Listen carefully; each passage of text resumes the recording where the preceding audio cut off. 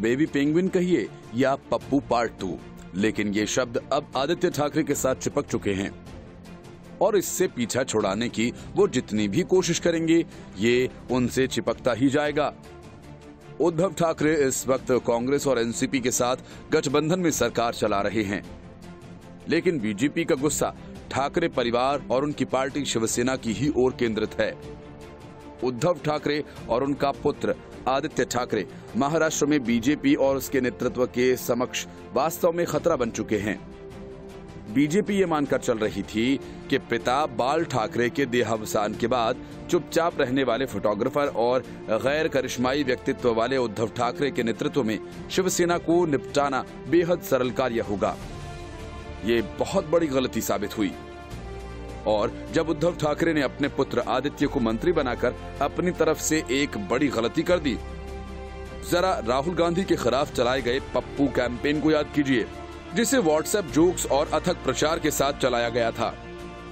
राहुल की छवि उस हमले से कभी पूरी तरह नहीं उभर पाई।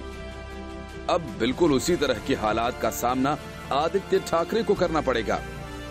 एक ओर बीजेपी ठाकरे परिवार को लाठी से हाँकने की कोशिश कर रही है, वहीं इस समीकरण में मौजूद दूसरे परिवार पवार परिवार के सामने वे चारा डालने की कोशिश में जुटी है। इसी के तहत कमजोर कड़ी शरद पवार के भतीजे अजीत पवार हैं, जिन्होंने चुनाव के तुरंत बाद देवेंद्र फडणवीस के साथ मिलकर सरकार बना ही ली थी। कहा जाता है कि अजीत पवार की सोच स्थिर नहीं रहती और उन्हें हमेशा अपना हक नजर आता है। सुशांत सिंह राजपूत की मौत के मामले की जांच सीबीआई से करवाने की मांग करने पर उनके पुत्र पार्थ पवार को शरद पवार ने सार्वजनिक रूप से डांटा था, लेकिन 2 ही दिन पहले जब सुप्रीम कोर्ट ने केस सीबीआई को सौंप दिया तो पार्थ ने अपने दादाजी पर कटाक्ष करते हुए ट्वीट किया, सत्यमेव जयते। आज से 2 साल पहले इसकी कल्पना भी नहीं की जा सकती थी, लेकिन अब पवार परिवार के बीच गहरी खाइयां साफ दिखाई देने लगी हैं। इसे ही आगे बढ़ाते बढ़ाते बीजेपी अजीत पवार और उनके बेटे से जमीन आसमान के कुनबे मिलाने के वादे कर रही है। इस दौरान शरद पवार बेहद गौर से फडणवीस के खेल को निहार रहे हैं। शरद पवार इतने स्तर पर राजनीति करते हैं और इतने अपारदर्शी हैं कि मोदी के साथ भी ओपन चैनल रिश्ता है, जो महाराष्ट्र के इस दिग्गज को अपना राजनीतिक गुरु बताते रहे हैं। अब कांग्रेस और शिवसेना दोनों ही इस बात को लेकर घबराहट में हैं कि राजनीतिक रूप ले चुके जस्टिस फॉर एसएसआर कैंपेन में शरद पवार क्या रुख अपनाते हैं। शिवसेना के एक वरिष्ठ नेता का कहना है कि हमने गलती कर दी, हमने कभी नहीं सोचा था कि बीजेपी राजनीति में इतना नीचे गिर जाएगी। शिवसेना नेता ने कहा कि हमें पहली बार में ही सीबीआई जांच के लिए हाँ कर देनी चाहिए थी। उन्होंने पहले आदित्य को घसीटा और अब वे इसे बिहार चुनाव में मुख्य मुद्दे की तरह इस्तेमाल कर रहे हैं। ये बीजेपी की राजनीति में नया निचला स्तर है।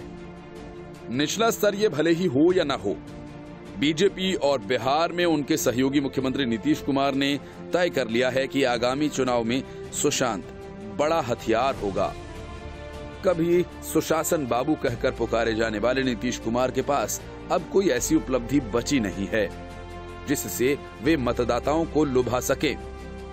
सो बिहार के बेटे को इंसाफ दिलाने के लिए महाराष्ट्र के खिलाफ योजना बनी, जहां शिवसेना द्वारा धरती के बेटों के लिए बाहरी लोगों के खिलाफ चलाए जाने वाले अभियानों का शिकार अक्सर बिहार के वासी होते हैं। अब मानकर चलिए कि गंदी जानकारियों का खुलासा होगा, निजी बातचीत सार्वजनिक की जाएंगी।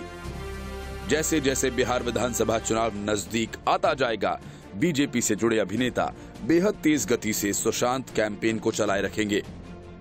देवेंद्र फडणवीस जल्द ही पटना में जनता तक संदेश पहुंचाते नजर आने लगेंगे, क्योंकि उन्हें अब अनौपचारिक रूप से बिहार में बीजेपी के प्रचार अभियान का प्रभार सौंप दिया गया है।